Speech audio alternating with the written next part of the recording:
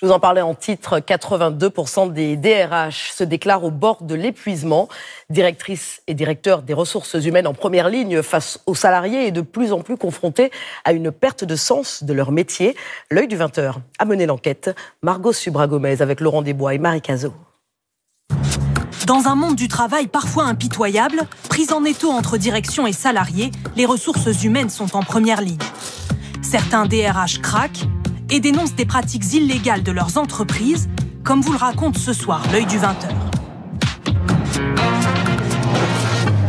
Il y a quelques semaines, Charlotte a quitté son poste de DRH dans une start-up parisienne. Lors des recrutements, elle ne supportait plus les pressions de son patron pour, dit-elle, réduire toujours plus les coûts. Le premier poste qui a été recherché, la première demande, c'était les étudiants. C'est privilégié parce qu'un stagiaire coûte peu cher, un alternant coûte peu cher.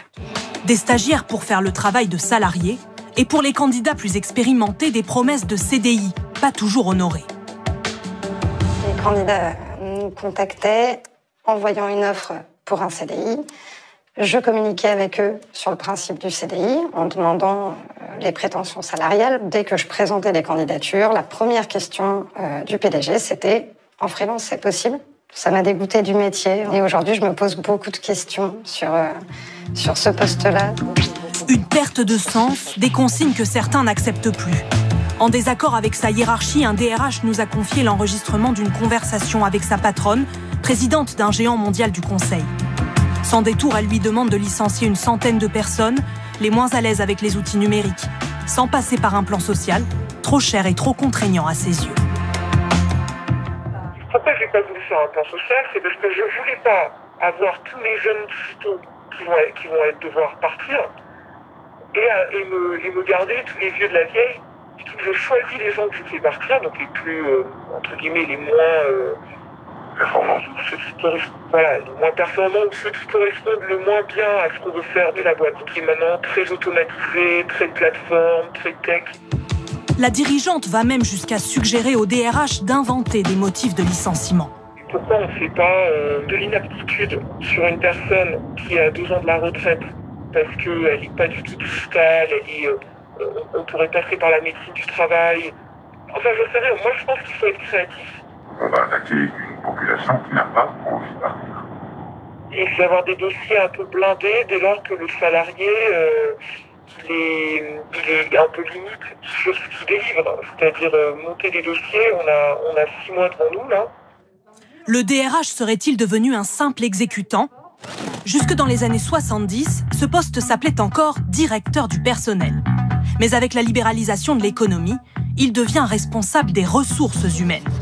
Un changement de nom qui aurait peu à peu transformé la fonction. Aujourd'hui, 82% des DRH se déclarent au bord de l'épuisement. Dans des PME, des grands groupes, certains nous confient leur malaise lorsqu'ils sont témoins de discrimination. Laurence, DRH dans l'automobile. C'est vraiment contre mes valeurs. Et puis c'est pas que du racisme parce qu'ils sont noirs ou parce qu'ils sont arabes. C'est aussi parce qu'ils sont gros, parce que c'est une femme, parce qu'elle a des enfants. Il y a des femmes qui n'ont pas de promotion ou d'évolution financière parce qu'elles s'occupent de leurs enfants. Malaise aussi de certains face à des arrangements avec le droit du travail. Anne, DRH dans l'agroalimentaire. Toutes les feuilles dépassaient 12 heures par jour. Donc forcément, l'inspection elle était venue contrôler tout ça. Et effectivement, si on avait donné ça, l'entreprise aurait eu une très très grosse pénalité, c'est du travail au noir. On nous a demandé de falsifier les documents. C'est contre mes valeurs, ça. Rares sont ceux qui osent s'exprimer publiquement sur les coulisses de ce métier. Didier Bill est DRH depuis 20 ans. Lui raconte ce qui serait devenu, dit-il, un secteur à bout de souffle face aux dérives de certaines entreprises. Aujourd'hui, dans les ressources humaines, la culture est anglo-saxonne. Les méthodes sont anglo-saxonnes. Pragmatiques et efficaces. Est-ce qu'on n'est pas en train de détruire le lien qui lie les salariés à leur entreprise ? Moi, aujourd'hui, je répondrais oui, bien sûr, on détruit le lien social. Face à un ras-le-bol latent chez les DRH, les représentants de la profession disent prendre au sérieux le phénomène. En effet, on peut se sentir seul dans ce métier. Nous avons proposé, et elle existe depuis quelques années maintenant, une ligne d'écoute psychologique, justement, pour que les DRH puissent en toute confidentialité échanger.